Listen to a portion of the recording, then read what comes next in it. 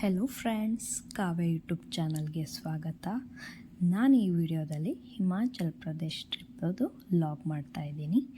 I hope ನೀವೆಲ್ಲ ತುಂಬ enjoy ಮಾಡ್ತೀರಾ ಈ ವಿಡಿಯೋ ನೋಡಿ. ಇದು ಫಸ್ಟ್ ಡೇ ಲಾಗ್. ನಾವು ಅರ್ಲಿ ಮಾರ್ನಿಂಗ್ ಫ್ಲೈಟ್ ಇತ್ತು, ಏರ್ಪೋರ್ಟಿಗೆ ಹೊರಟಿದ್ವಿ. ಆ್ಯಕ್ಚುಲಿ ನಮ್ಮದು ಕಾಶ್ಮೀರ್ ಟ್ರಿಪ್ ಪ್ಲ್ಯಾನ್ ಆಗಿತ್ತು.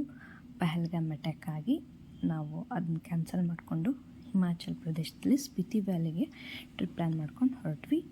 ನಾವು ಡಿಜೆ ಹತ್ರಕ್ಕೆ ಲಾಗಿನ್ ಆಗಿ ಅಲ್ಲಿಂದ ಒಂದು ಸ್ಟೆಪ್ಪಲ್ಲೇ ಎಂಟ್ರಿ ಆಗಿಬಿಟ್ವಿ.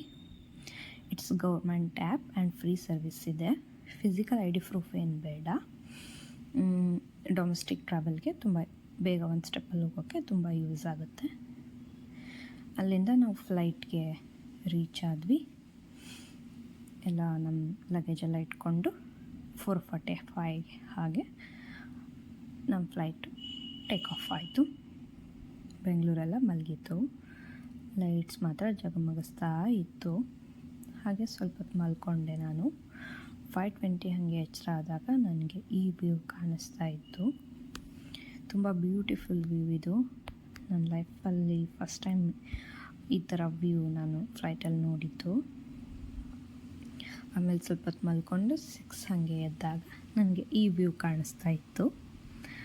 ಮೋಡಗಳ ಮಧ್ಯೆ ಸೂರ್ಯ ಉದಯಿಸ್ತಾ ಇದ್ದ. ಹಾಗೆ ಸ್ವಲ್ಪ ಹೊತ್ತು ಮಲ್ಕೊಂಡು 7:45 ಹಾಗೆ ಚಂಡೀಗಢನ ರೀಚ್ ಆದ್ವಿ. ತುಂಬ ಚಿಕ್ಕ ಏರ್ಪೋರ್ಟ್ ಇದು, ಬಟ್ ತುಂಬ ಕ್ಲೀನ್ ಇತ್ತು ಮತ್ತು ಫುಲ್ ಗ್ರೀನ್ ಇತ್ತು. ತುಂಬ ನೀಟ್ ಇತ್ತು ನೋಡೋಕ್ಕೆ. ಚಂಡೀಗಢ ಬಂದುಬಿಟ್ಟು ಪಂಜಾಬ್ ಮತ್ತು ಹರಿಯಾಣದ ಕ್ಯಾಪಿಟಲ್ ಆಗಿದೆ. ಸೊ ಜಾಸ್ತಿ ನನಗೆ ಪಂಜಾಬೀಸ್ ಕಾಣ್ತಾ ಇದ್ದರು ಅಲ್ಲಿ ನಾನು ನೋಡ್ದಂಗೆ. ನಮ್ಮ ಲಗೇಜ್ನ ನಾವು ತಗೊಂಡು ಫ್ರೆಶ್ ಅಪ್ ಆದ್ವಿ. ಅಲ್ಲಿಂದ ನೆಕ್ಸ್ಟ್ ನಮ್ಮ ಟ್ರಿಪ್ಪು ಸ್ಟಾರ್ಟ್ ಆಯಿತು.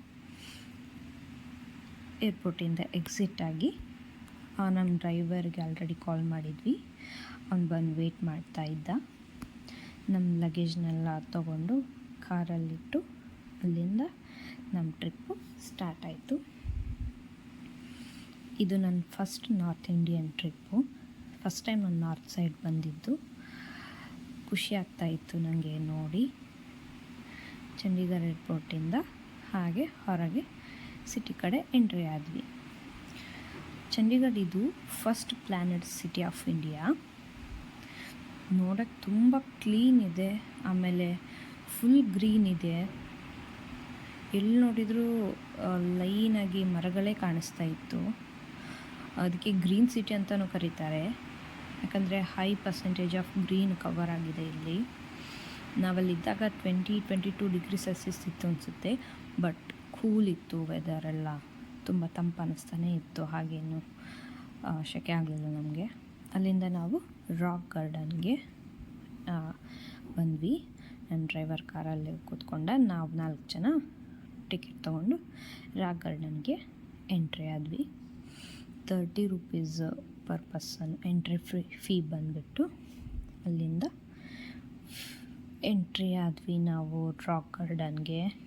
ಎಂಟ್ರಿಯಿಂದನೇ ರಾಕ್ಸ್ ಸ್ಟಾರ್ಟ್ ಆಯಿತು ನೋಡಿ ನಮಗೆ ನೋಡೋಕ್ಕೆ. ಆ್ಯಕ್ಚುಲಿ ನಾನು ರಾಕ್ ಗಾರ್ಡನ್ ಫಸ್ಟ್ ನೋಡಿದ್ದು ಹಾವೇರಿಲಿ ಕೊಟ್ಕೋಡ್ರಿಲಿರೋದು, ಬಟ್ ಇದು ಒಂಚೂರು ಡಿಫ್ರೆಂಟ್ ಇತ್ತು. ಇಲ್ಲಿ ನೋಡಿ ಹಳೆ ಮಡಿಕೆಗಳನ್ನ ಈ ಥರ ಇಡೋದು, ಹಳೆ ಕಲ್ಲುಗಳು, ಇವನ್ನೆಲ್ಲ ಎಲ್ಲಿಂದ ತಂದಿದ್ರು ಅನಿಸ್ಬಿಡ್ತು ನನಗಂತೂ. ಎಷ್ಟು ಚೆನ್ನಾಗಿ ಕಟ್ಟಿದ್ದಾರೆ ಗೊತ್ತಾ. ತುಂಬ ಫುಲ್ ಪ್ಲ್ಯಾನಡ್, ತುಂಬ ಚೆನ್ನಾಗಿ ಕಟ್ಟಿದ್ದಾರೆ. ಇದ್ರ ಫೌಂಡರ್ ಬಂದುಬಿಟ್ಟು ನೆಕ್ಚಂದ್ ಸೈನಿ ಅಂತ. ಇದು ಟೋಟಲ್ ಏರಿಯಾ ಇದು ಯಾವುದು ರಾಕ್ ಗಾರ್ಡನ್ದು 40 ಎಕರ್ಸ್ ಅಂತೆ. ಆ ಕಾಲದಲ್ಲಿ 40 ಎಕರ್ಸ್ ತೊಗೊಂಡು ಇಷ್ಟೆಲ್ಲ ಪ್ಲ್ಯಾನ್ ಮಾಡಿದ್ದಾರೆ. ನಿಜವಾಗ್ಲೂ ಹ್ಯಾಂಡ್ಸ್ ಆಫ್ ಹೇಳಬೇಕು ಅವ್ರಿಗೆ. 1957ಇಂದ 1976ಗೆ ಅಲ್ಲಿವರೆಗೂ ಕಟ್ಟಿ ಅವಾಗ 1976ಗೆ ಕಂಪ್ಲೀಟ್ ಮಾಡಿದ್ದಾರಂತೆ ಇದನ್ನ. ಅಷ್ಟೊಂದು ಟೈಮ್ ತೊಗೊಂಡಿದ್ದಾರೆ. ಯಾವುದೋ ಬೇರೆ ಲೋಕದಲ್ಲಿ ಹೋಗ್ತಾ ಇದ್ದೀನಿ ಅನ್ನಿಸ್ತಾ ಇತ್ತು ನನಗಂತೂ. ಡಿಫ್ರೆಂಟ್ ಫೀಲ್ ಆಗ್ತಾಯಿತ್ತು ನನಗಲ್ಲಿ ಹೋಗಿ. ಇವನ್ನೆಲ್ಲ ಹೆಂಗೆ ಕ್ರಿಯೇಟ್ ಮಾಡಿದರು, ತುಂಬ ಖುಷಿ ಆಗ್ತಾಯಿತ್ತು, ನಾನು ಡಿಫ್ರೆಂಟ್ ಪ್ಲೇಸಿಗೆ ಬಂದಿದ್ದೆ ನೋಡ್ತಿದ್ದೀನಿ ಅಂತ. ಇಲ್ಲಿ ಆಲ್ಮೋಸ್ಟ್ ತೊಗೊಂಡಿರೋದು ರೀಸೈಕಲ್ಡ್ ಮಟೀರಿಯಲ್ಸ್, ಅಂದರೆ broken ceramics, glass, home waste, industrial waste. ವೇಸ್ಟಲ್ಲಿ ಬೆಸ್ಟ್ ಥಿಂಗ್ ಮಾಡಿದ್ದಾರೆ. ಈ ಥರ ಎಲ್ಲ ಡಿಫ್ರೆಂಟ್ ರಾಕ್ಸ್ನ ಹೆಂಗೆ ತೊಗೊಂಬಂದ್ರು ಅನಿಸ್ತಾಯಿತ್ತು ನನಗೆ. ಎಷ್ಟು ನೀಟಾಗಿ ಪ್ಲ್ಯಾನ್ ಮಾಡಿದ್ದಾರೆ ಅಂತ ಖುಷಿಯಿಂದ ನೋಡ್ಕೊತಾ ಹೋಗ್ತಾ ಇದ್ದೆ. ಎಲ್ಲೂ ಬೇಜಾರೇ ಅನ್ನಿಸ್ಲಾ ಇಲ್ಲ ನನಗೆ. ಯಾವುದೋ ಡಿಫ್ರೆಂಟು ಪ್ಲೇಸ್ ನೋಡ್ಕೊತಾ ಹೋಗ್ತಾ ಇದ್ದೀನಿ ಅಂದ್ಕೊಂಡು ಖುಷಿಯಿಂದ ಹೊರಟಿದ್ದೆ.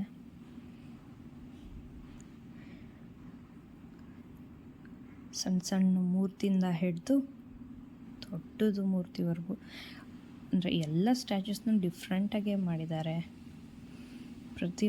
ಒಂದಕ್ಕಿಂತ ಒಂದು ನೋಡೋಕ್ಕೆ ತುಂಬ ಚೆನ್ನಾಗಿದೆ ನೋಡೋಕ್ಕೆ. ಬಟ್ ಸಣ್ಣ ಮಕ್ಕಳು ತುಂಬ ಎಂಜಾಯ್ ಮಾಡ್ತಾರೆ ಈ ಪ್ಲೇಸಿಗೆ ಬಂದರೆ. ಐ ಥಿಂಕ್ ನಾವಾದರೆ ಇವೆಲ್ಲ ನಮ್ಮ ಸ್ಟ್ಯಾಚ್ಯೂಸ್ ಅಂತ ನೋಡ್ಕೊಂಡು ಹೋಗ್ತೀವಿ, ಅವ್ರು ತುಂಬ ಖುಷಿ ಪಡ್ತಾರೆ ಈ ಥರದ್ದೆಲ್ಲ ನೋಡಿದರೆ. ಚಿಕ್ಕ ಮಕ್ಕಳೇ ತುಂಬ ಎಂಜಾಯ್ ಮಾಡೋ ಥರನೇ ಇದು. ಬಟ್ ಈ ಥರ ವೇಸ್ಟಲ್ಲಿ ಬೆಸ್ಟ್ ಮಾಡೋ ಪ್ಲ್ಯಾನ್ಗೆ ಅವ್ರಿಗೆ ಹ್ಯಾಟ್ಸ್ ಆಫ್ ಹೇಳಲೇಬೇಕು. ತುಂಬ ನೀಟ್, ಯಾವುದೂ ನೇಚರ್ ಹಾಳು ಮಾಡಿ ತಂದಿರೋದಿರಲಿಲ್ಲ, ಎಲ್ಲ ವೇಸ್ಟಲ್ಲೇ ಯೂಸ್ ಮಾಡಿಕೊಂಡು ಈ ರಾಕ್ ಗಾರ್ಡನ್ನ ಮಾಡಿರೋದು. Worth it. 30 ರೂಪೀಸ್ಗೆ ಇಷ್ಟೆಲ್ಲ ನೋಡೋಕ್ಕೆ ಸಿಕ್ಕಿದ್ದು ವರ್ತ್ ಇಟ್ ಅನ್ನಿಸ್ತು. ಆಮೇಲೆ ಸಣ್ಣ ಗಾಜಿರುತ್ತಲ್ಲ ಅವನ್ನ ಯೂಸ್ ಮಾಡಿದ್ದಾರೆ. ಆಮೇಲೆ ಬಳೆ, ಒಡೆದೋಗಿರೋ ಬಳೆಗಳನ್ನ ಯೂಸ್ ಮಾಡಿಕೊಂಡು ಸ್ಟ್ಯಾಚ್ಯೂಗಳಲ್ಲೆಲ್ಲ ಇಟ್ಟಿದ್ದಾರೆ. ಟೈಲ್ಸು ಎಲ್ಲ ಎವ್ರಿಥಿಂಗ್ ಇದೆ ಇದರಲ್ಲಿ, ಯಾವುದೂ ವೇಸ್ಟ್ ಮಾಡಿಲ್ಲ. ಬಳೆ ಚಿಕ್ಕಿನ ಹೆಂಗೆ ಯೂಸ್ ಮಾಡಿದ್ದಾರೆ ಅಂತ ತೋರಿಸ್ತೀನಿ ನೋಡಿ ಈ ವಿಡಿಯೋದಲ್ಲಿ. ಸಣ್ಣ ಬಳೆಗಳನ್ನ ಸಣ್ಣಕ್ಕೆ ಪೀಸ್ ಮಾಡಿ ಈ ಥರ ಎಲ್ಲ ಯೂಸ್ ಮಾಡಿದ್ದಾರೆ. ತುಂಬ ಖುಷಿಯಿಂದ ನೋಡ್ಕೊತ ಹಾಗೆ ಫೋಟೋ ಶೂಟ್ ಮಾಡಿಕೊಂಡು ಅಲ್ಲಿ ಇಲ್ಲಿ ನಾವು ಹೊರಟಿದ್ದು ಶಿಮ್ಲಾ ಕಡೆಗೆ. ಶಿಮ್ಲಾ ಅಂದರೆ ಹಿಮಾಚಲ್ ಪ್ರದೇಶ್ ಎಂಟ್ರಿ ಆದ್ವಿ, ಅಂದರೆ ಚಂಡೀಗಢ ಎಕ್ಸಿಟ್ ಆಗಿ ಹಿಮಾಚಲ್ ಪ್ರದೇಶ್ ಸ್ಟಾರ್ಟಿಂಗಿಂದನೇ ಗುಡ್ಡ ಸ್ಟಾರ್ಟ್ ಆಯ್ತು ನೋಡಿ. ಮೇಲೆ ಗುಡ್ಡ, ಕೆಳಗೆ ಪ್ರಪಾತ, ಫುಲ್ ಗುಡ್ಡದಲ್ಲೇ ಎಲ್ಲ ರೋಡ್ ಮಾಡಿದ್ದಾರೆ ಹಿಮಾಚಲ್ ಪ್ರದೇಶ್ ಫುಲ್ಲು. ಶಿಮ್ಲಾ ಇದು ಈ first capital of Himachal Pradesh. ಸಮ್ಮರಲ್ಲಿದು, ವಿಂಟರಲ್ಲಿ ಧರ್ಮಶಾಲಾ ಕ್ಯಾಪಿಟಲ್ ಆಗಿರುತ್ತೆ. Best time to visit to Shimla ಅಂದರೆ March to June or September to November. ಅವಾಗಲೇ ನವೆಂಬರ್ ಮೇಲೆ ಫುಲ್ಲು ಅಂದರೆ ಬರ್ಫ್ ಇರುತ್ತೆ, ಅಷ್ಟು ನಿಮಗೆ ನೋಡೋಕ್ಕೆ ಸಿಗಲ್ಲ. ಅಲ್ಲಿಂದ ಮಾಲ್ ರೋಡ್ ನೋಡಿಕೊಂಡು ಹಾಗೆ ಮುಂದಕ್ಕೆ ಜಾಕು ಟೆಂಪಲ್ಗೆ ಹೊರಟ್ವಿ. ಅಲ್ಲೊಬ್ಬರು ಹೇಳಿದರು ಜಾಕು ಟೆಂಪಲ್ಗೆ ಹೋಗೋಕ್ಕೆ ಕಾರ್ ಸಿಗುತ್ತೆ ಅಂತ. ಸೊ ನಾವು ಅವ್ರ ಹತ್ರ ಟಿಕೆಟ್ ಇಸ್ಕೊಂಡು 1 ಕಿಲೋಮೀಟ್ರ್ ನಡ್ಕೊಂಡು ಮೇಲೆ ಹೊರಟ್ವಿ. ಅವನು ತುಂಬ ದೂರ ನಡ್ಸ್ಕೊಂಡೇ ಹೋದ, ಆಮೇಲೆ ಕಾರ್ ತೊಗೊಂಬಂದ. ಆಮೇಲೆ ಕಾರ್ ಹತ್ಕೊಂಡು ನಾವು ಜಾಕು ಟೆಂಪಲ್ಗೆ ಹೊರಟ್ವಿ. ಜಾಕು ಟೆಂಪಲ್ ಇರೋದು ಜಾಕು ಹಿಲ್ಲಲ್ಲಿ. ಇದು ಶಿಮ್ಲಾದ ಹೈಯೆಸ್ಟ್ ಪೀಕ್ ಜಾಕು ಹಿಲ್. ಜಾಕು ಹಿಲ್ಗೆ ನಾವು ನಡ್ಕೊಂಡು ಹೋಗ್ಬೋದು, ಕಾರಲ್ಲೂ ಹೋಗ್ಬೋದು, ರೋಪ್ವೇ ಮೂಲಕನೂ ಹೋಗ್ಬೋದು. ನಮಗೆ ತುಂಬ ಸುಸ್ತಾಗಿತ್ತು ಈವ್ನಿಂಗು, ಸೊ ನಾವು ಕಾರಲ್ಲೇ ಹೋದ್ವಿ. ಅಲ್ಲಿಂದ ಹನುಮಾನ್ ಟೆಂಪಲ್ ಎಂಟ್ರಿ ಆದ್ವಿ. ಟೋಟಲ್ 200 ಸ್ಟೆಪ್ಸ್ ಇದೆ ಅಷ್ಟೇ. ಹತ್ಕೊಂಡು ಹೋಗುವಾಗ ಅಲ್ಲೊಬ್ಬರು ಟೂರಿಸ್ಟು ಕ್ಯಾಪ್ ಮಂಕಿ ಕಿತ್ಕೊಂಡ್ಬಿಡ್ತು. ತುಂಬ ಮಂಕೀಸ್ ಇದ್ವು ಅಲ್ಲಿ. ನಾವೆಲ್ಲ ಜೈ ಶ್ರೀರಾಮ್ ಜೈ ಶ್ರೀರಾಮ್ ಅಂತ ಕೂಗಿದ ತಕ್ಷಣ ಅದು ವಾಪಸ್ ಕೊಟ್ಬಿಡ್ತು. ಬಟ್ ಅದು ವೀಡಿಯೋ ಮಾಡೋಕ್ಕಾಗಲಿಲ್ಲ, ನಾನು ಫೋನ್ ಒಳಗೆ ಇಟ್ಬಿಟ್ಟೆ ಭಯ ಆಗಿ. ಇದು 2000 year ಓಲ್ಡ್ ಟೆಂಪಲ್. ತುಂಬ ಪಾಸಿಟಿವ್ ವೈಬ್ಸ್ ಬಂತು ನನಗೆ ಹೋದ ತಕ್ಷಣ. ಹಿಂದೂಯಿಸಮ್ ಅಂತೂ ಉಕ್ಕಿ ಬರುತ್ತೆ ಇಲ್ಲಿ ಹೋದ ತಕ್ಷಣ ಬಿಡಿ. ಒಳಗೆ ನಮಗೆ ವಿಡಿಯೋ ಮಾಡೋಕ್ಕೆ ಬಿಡಲಿಲ್ಲ, ಹೊರಗಿಂದನೇ ದೇವಸ್ಥಾನ ತೋರಿಸ್ತೀನಿ ನೋಡಿ. ಈ ಟೆಂಪಲ್ ಹೇಗಾಯಿತು ಅಂದರೆ, ಲಕ್ಷ್ಮಣನಿಗೆ ಸಂಜೀವಿನಿ ತರಲು ಹನುಮಂತ ಹೊರಟಾಗ ಇಲ್ಲಿ ವಿಶ್ರಾಂತಿಗೆ ಹನುಮಂತ ನಿಲ್ಲಿಸಿದ್ರಂತೆ. ಸೊ ಇಲ್ಲಿ ಹನುಮಾನ್ ಇದ್ದಾನೆ ಅಂತ ನಂಬಿಕೆ. ಇಲ್ಲಿ Hanuman 108 feet tall Hanuman statue ನೋಡ್ಬೋದು. ನಿಜವಾಗ್ಲೂ ಹನುಮಂತನೇ ಇದ್ದಾನೆ ಅನ್ನೋ ಥರ ಫೀಲ್ ಆಗ್ತಾಯಿತ್ತು. ಹನುಮಂತನ ನೋಡ್ಕೊತ ನಾವು ಶಿಮ್ಲಾದು ಸನ್ಸೆಟ್ ವ್ಯೂ ನೋಡಿದ್ವಿ. ಏನು ಸಖತ್ತಾಗಿತ್ತು ಗೊತ್ತಾ ಈ ವ್ಯೂ. ಆ ತಂಪಾದ ಗಾಳೀಲಿ ಈ ವ್ಯೂ ತುಂಬ ಖುಷಿ ಆಗ್ತಾಯಿತ್ತು. ಹಾಗೆ ನೋಡಿಕೊಂಡು ವಾಪಸ್ ಕಾರಲ್ಲಿ ಸ್ವಲ್ಪ ದೂರ ಬಿಟ್ಟರು. ಅಲ್ಲಿಂದ ನಾವು ನಡ್ಕೊಂಡು ಶಿಮ್ಲಾದು ನೈಟ್ ವ್ಯೂ ನೋಡಿಕೊಂಡು ಮುಂದೆ ಮಾಲ್ ರೋಡ್ ಕಡೆ ಹೊರಟ್ವಿ.